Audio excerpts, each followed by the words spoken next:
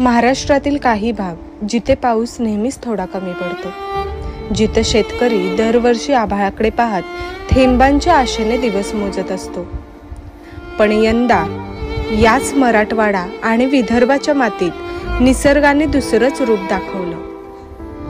आभाळ कोसळलं, पाऊस धारांनी धावला आणि शेतकऱ्यांच्या डोळ्यातील अश्रूंनी वाहत्या पाण्याशी स्पर्धा केली. उभं पीक वाहून गेलं, कापणीला आलेला ऊस पाण्यात गेला. पिकाचं काय, काही ठिकाणी संपूर्ण शेतच नदीनं घेऊन टाकलं. या अतिवृष्टीने सर्वाधिक तडाखा बसला धाराशिव जिल्ह्याला. तब्बल 3,32,000 हेक्टर शेतीचं नुकसान. आता या पूरग्रस्त शेतकऱ्यांची नजर आहे फक्त सरकारकडे, मदतीच्या दिलासाच्या प्रतीक्षेत. या शेतकऱ्यांची मुलं जी शिक्षणाच्या उजेडात भविष्य शोधतायत, आज त्यांच्या ओठांवर एकच प्रश्न: मायबाप सरकार, आमच्या बापाकडे खायला नाही. सगळं वाहून गेलं, मग आमची कॉलेजची फी कशी भरायची? जमीन वाहून गेली, जमिनीत माती राहिली नाही. आम्ही प्यायचं काय, आम्ही खायचं काय, राहायचं काय? आमची जनावरं वाहून गेलेत. आम्हाला आता फीस भरायची, कुठून भरायची फीस? विदर्भ मराठवाड्यातील या पूरग्रस्त भागांतील विद्यार्थ्यांनी आज साताऱ्यातून एक कळकळीची मागणी केली आहे. आमची या वर्षाची संपूर्ण फी माफ करण्यात यावी. हे विद्यार्थी सरकारकडे नाही तर समाजाकडेही एक हाक देत आहेत: आमचं शिक्षण थांबू देऊ नका.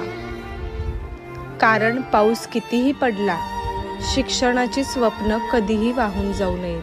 मी मराठवाड्यातील बीड तालुक्यातील एक छोट्याशा खेडेगावातून आलेलो आहे. मराठवाड्या अतिशय अशा पावसाने झोडपलेला आहे आणि सरकार नुसतं मोठमोठे आश्वासनं करत आहे, पण द्यायचं काय नाव काढत नाही, ओला दुष्काळ जाहीर करीत नाही, काही करीत नाही.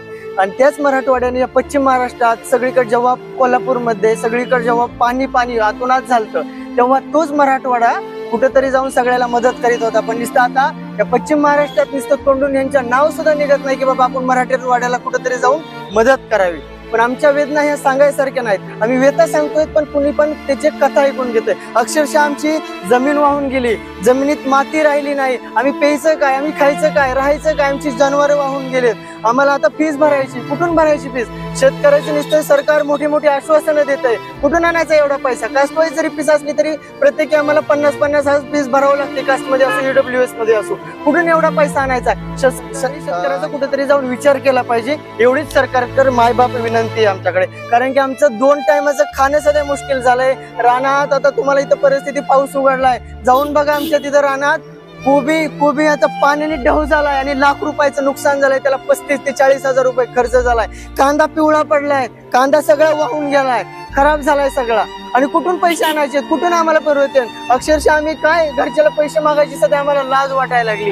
काय करावं की आमच्या खूप वेदना आहेत. सरकार ओला दुष्काळ जाहीर करा, मोठे मोठे आश्वासनं द्यायचं, माफ करा. पैशाचं सोंग करता येत नाही म्हणता तुम्ही, काही पण म्हणता, काही करा, काही पण करा. तुम्ही रस्ते बांधताय, पूल बांधताय, पण तुम्ही खरं शेतकऱ्याची कुठेतरी जाऊन मदत करा. एवढीच आमची मागणी सरकारकर. साहेब, आम्ही शेतकरी वर्गातून येतो. आमचे आई वडील दिवसभर शेतीत काम करतात. आम्हाला कॉलेजची 1,50,000 कास्टवाईज फी आहे. पण सध्याच्या निसर्गाने साथ न दिल्यामुळं आमची तेवढे पण फी भरणं अशक्य झालं आहे. तरी शासनाने आम्हाला तेवढी फी माफ करावी. कारण फी माफ करणे आणखी कर्जमाफी यामुळे आमच्या भागात खूप आत्महत्या वाढत चालले आहे. फी माफ केले, कर्जमाफी झाली तर ते आत्महत्याचं प्रमाण थांबू शकते. महाराष्ट्रामध्ये मोठ्या प्रमाणात अतिवृष्टीमुळे अनेक शेतकऱ्यांचं अतोनात नुकसान झालेले आहे. आदरणीय राजसाहेब ठाकरे यांनी आम्हाला आदेश दिलेत की ज्या शक्य होईल तेवढी शेतकऱ्यांना मदत करायची आहे. आज या ठिकाणी वैद्यकीय शिक्षण घेत असणारे जे विद्यार्थी आहेत, हे मराठवाडा तसेच विदर्भ या भागातून आपल्या या साताऱ्यामध्ये शिक्षणासाठी आलेले आहेत. त्यांच्या अक्षरशः शेत सुद्धा खरडून गेलेलं आहे.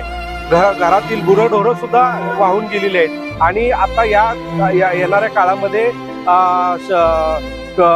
परीक्षा चालू होणार आहेत आणि त्याच्यासाठी शिक्षण संस्थेनं त्यांच्याकडे फी भरण्यासाठी तगादा लावलेला आहे. तर माझे सन्मान्य कलेक्टर साहेबांकडे विनंती आहे की साताऱ्यामध्ये जी शेतकरी वर्गातील कुटुंब आहेत, त्यांची मुलं या ठिकाणी शिक्षण घेत आहेत, ज्यांचं अतोनात नुकसान झालेलं आहे, त्यांची सुद्धा सरसकट ती माफ त्यांनी करावी आणि आदरणीय राजसाहेबांनी जे सरकारला मागणी केलेली आहे की हेक्टरी 50,000 रुपये तुम्ही शेतकऱ्यांना मदत त्वरित द्यावी अशी मी त्या ठिकाणी मागणी करतोय.